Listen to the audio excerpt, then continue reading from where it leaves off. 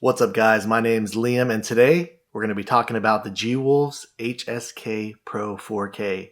We're going to be comparing it to other mice and see what my overall thoughts are. I've had this mouse for a while now, so let's check it out. Alright guys, so I figured we start this video off with an unboxing here because I do have two copies of this mouse. I got one of the original copies, as I'm sure a lot of you know, had issues with the battery, so G-Wolves kindly enough sent me out a brand new copy of it. Let's go ahead and check this out here. Here's the box, and let's open it up. Alright, so in the side, they always greet you with this envelope, and looks like it does have the stick here to power the mouse on and off, and then they also give you a couple sets of skates here. This is a sticker to put on the bottom of the mouse. I usually sleeve that off, and some wipes for when you change out the skates. Absolutely love how G-Wolves gives you all this extra stuff, especially the skates. Especially someone like me that likes to open up their mice time to time and you know, switch out switches and stuff like that on it since I'm really picky. But really cool stuff from them. So here is the actual mouse itself.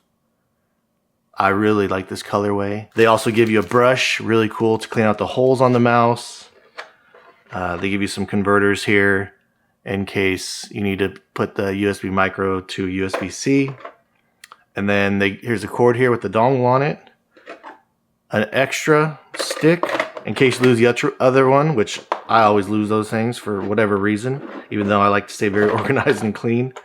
And then the bottom of the box here, they do provide you with an extra battery. Awesome, I love that. Increases the life of the mouse, or if you have any issues with the battery, you can swap it out. Looks like they give you a second cord, and this cord I imagine is to charge the mouse. And then they also give you grips.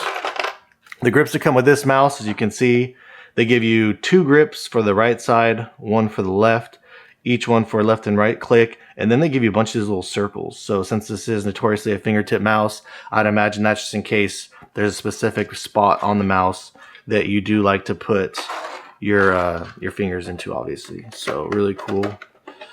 Really like the design of this. Great unboxing experience. Love all the stuff it comes with. So let's go ahead and get that out of the way. I thought it'd be pretty cool to compare these to one another just to check the build quality and see if there's been any additional changes or anything like that since I picked up the original copy here. The first thing that I want to say to you guys is I like using grips on my mice. I haven't been using grips on my most recent mice lately just because I've been so happy with the weight and the balance, and I haven't necessarily needed them as much.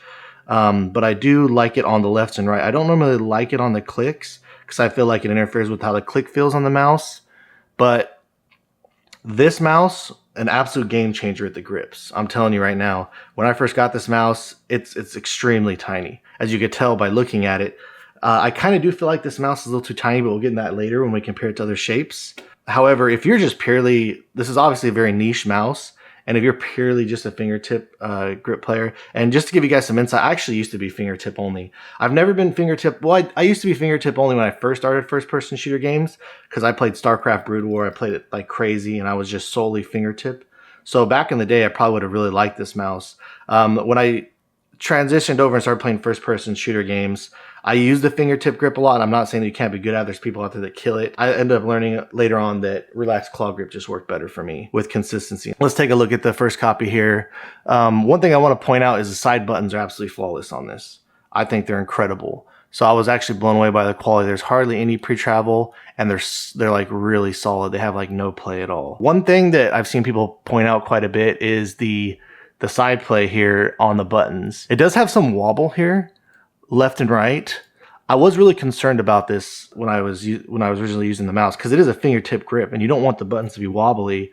However, I never had an issue with the buttons necessarily moving around with me. When you're fingertip gripping the mouse, the way that I grip it anyways, you don't really get like a solid hard grip on there. You hold it very lightly, and this is an incredibly light mouse, as I'll show you guys here in a minute. So I personally, in my experience with the gameplay, I didn't have any issues with the buttons wobbling around on me and noticing it during gameplay. And let me show you so the buttons, there is a lot of pre-travel if you push the button up here at the very tip. You can see there quite a bit of pre-travel.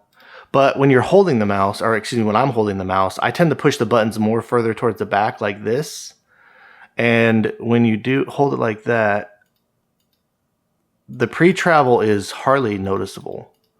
So actually it feels like there's barely any when it's back here. So I think it's the reason for that is that they just place the switches probably further in the back of the mouse here, which, like I said, when you're actually using the mouse, it feels great, fine, no issues at all whatsoever. The clicks, they're good, but I don't have any issues with them personally. I didn't hate them. They're a little clicky, but not my favorite switches. But overall, I would say this is a great mouse. Obviously very niche. I don't necessarily have any issues or complaints about this mouse. I did try it with just the standard fingertip grip style, and I even played first-person shooter games with this mouse. How I would hold it is I'd hold it like this for first-person shooters. And by doing it this way, I honestly felt like I was able to get very good tracking and very stable shots. So one thing that is crazy about this mouse is the balance. So the balance feels absolutely phenomenal here. Let's do a quick left to right. It is a little heavier on the left side, but overall, in all honesty, just slightly barely on the left side. Overall, this mouse is unbelievable.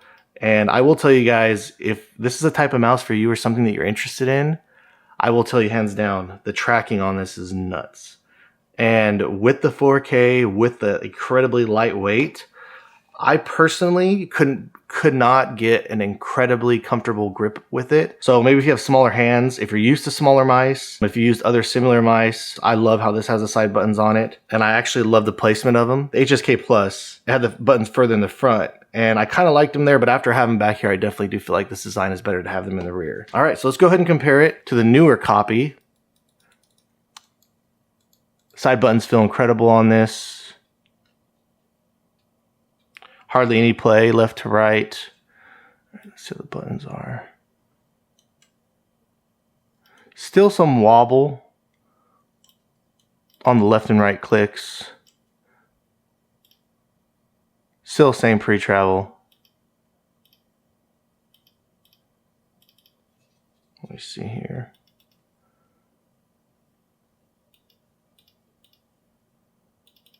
All right, yeah, honestly, this mouse feels the same. They feel very similar.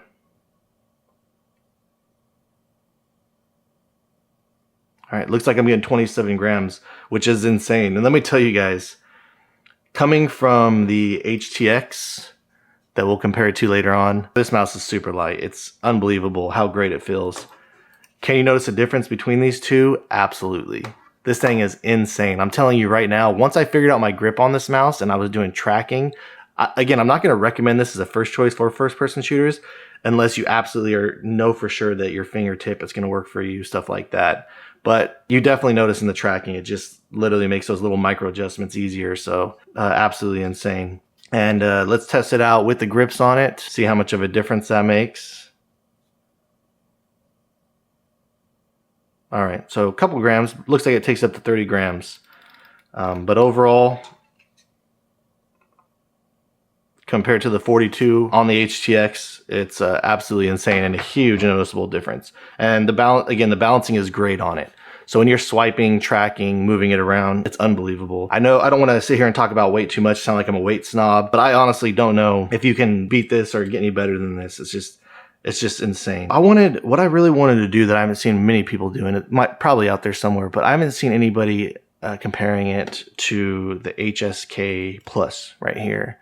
And so again, I wanted to dedicate this video to purely to fingertip grip users, if you do use fingertip, and we can see the differences. If you're considering these two, this is the original. I pre-ordered the very first version of this, so this is not the 4K version. However, I just wanted to kind of compare the shape, the weight, stuff like that, and let you know what I compare or what I prefer between the two of these.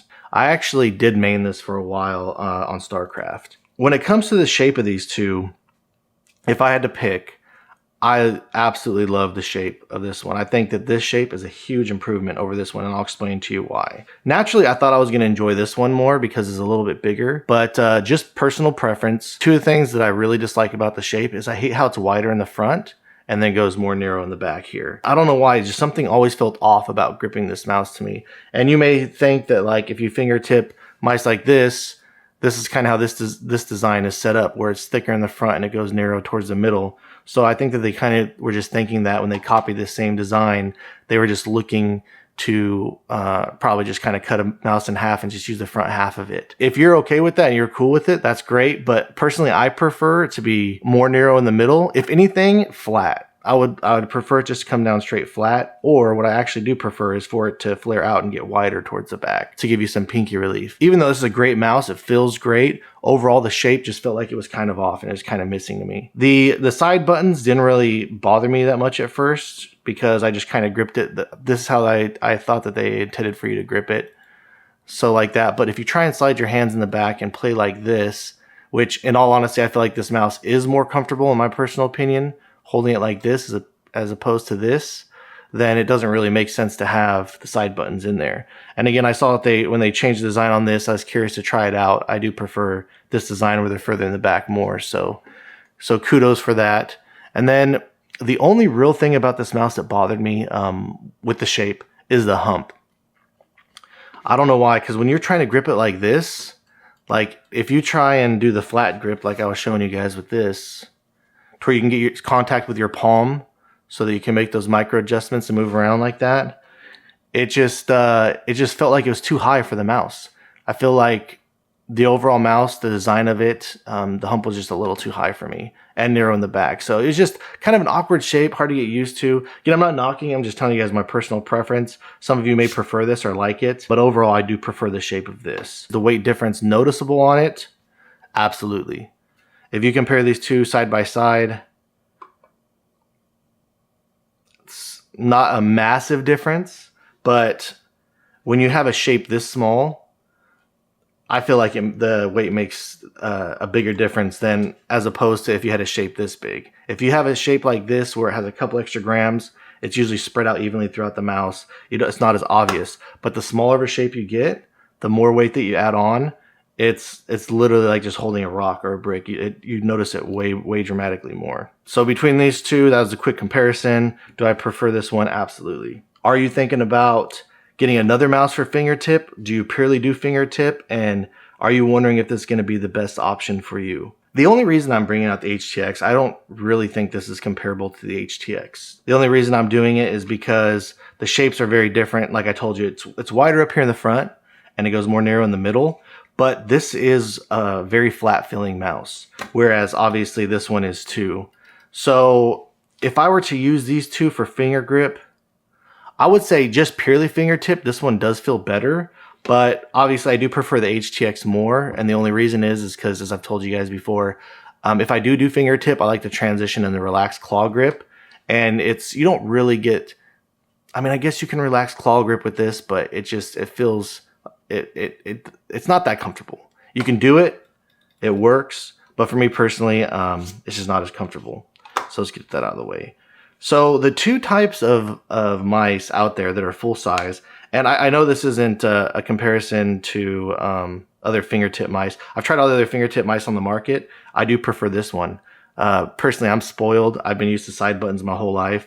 So the other offerings out there, Prana Mouse Mods makes awesome fingertip grip mice too. I really do like the quality of this mouse right here. Overall, it was my favorite option with having both the side buttons on there and the scroll wheel. So really cool stuff. So if you compare these mice side by side, you can see it's a lot smaller. But if you look at the shape of the mouse, the front shape of the mouse, it's honestly pretty similar. Now, this one is more, the MM712 is more curvy on the sides, and obviously it has a higher rear hump. And overall, if you were to compare the two like this, the MM712 is just all around just a bigger proportion. But the front of the mouse, I'm trying to show you guys like what the front of the mouse compares to. It's pretty similar with having a bigger size. Of course, you do have that huge rear hump in the back, so if you want to try and fingertip it similarly, you can do it, but it's kind of hard. It makes a lot of contact in the palm of your hand there. But it's pretty close comparable to that. The mouse that I feel like it feels almost like very identical to, believe it or not, is the Pulsar X2 Mini. It does have the flat sides. The sides do kind of come in a little bit right here. It doesn't go out wider as opposed to this mouse. It does go out wider. However, the width of this mouse, it's overall wider than this mouse slightly. So as far as that shape component goes of the mouse, it's very similar. But if you can cut this off here like that and look at these mouse side by side, they honestly feel incredibly similar. The way that the shape design is, the way that they go, going back and forth between these two, they honestly almost feel identical when you're just gripping the front of the mouse. Of course, this does have the option of having that big hump in the back.